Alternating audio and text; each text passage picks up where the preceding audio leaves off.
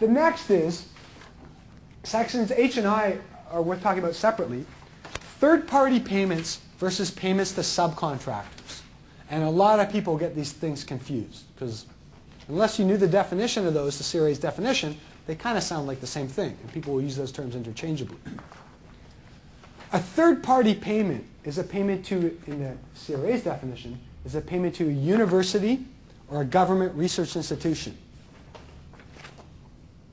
as opposed to a payment to any other kind of Canadian contractor, which would be a subcontractor payment. So if we pay a university, approved college, or some kind of government research facility to do any work for us, the real question is, are we entitled to exploit?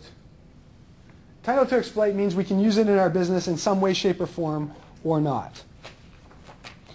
We really then just have to answer a couple of very quick questions. T1.7 of your handouts is really the form that you have to submit for payments to a university or a third-party payment. You no longer have to write up a project description, because typically the university controls this work, and ideally you have a contract. And very often these things will pop up in certain ways, something that they call NSERC chairs. So very often National Science and Engineering Research Council will approach companies and say, hey, we're doing a research project at McMaster, and we're going to 50 companies in your industry asking if they'll put in $10,000 or $15,000 each, and we'll make you privy to the results. And if you make those payments, those are a third-party payment. You automatically qualify for the SR&ED credits. Okay? So basically, you just say who it's to. Is it a university? Which one? The address, the amounts, and the nature of payment. So line 736 to 740. What was the payment for? How is it related to your business? And how are you entitled to exploit? And literally, they maximum 10 words or less. It's related to developing servos. I use servos in my machinery. I get a copy of the report before anyone else. That's it, done.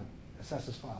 No project description, nothing. So it's a nice, quick way to circumvent the entire project documentation process, because the universities are already expected to go through the criteria. CRA decided that it doesn't make any sense to review those kinds of descriptions. If you do work with an Ontario or Quebec university, Ontario will give you another 20% fully refundable credit on top of all the other credits for that. Quebec, a 32% refundable credit.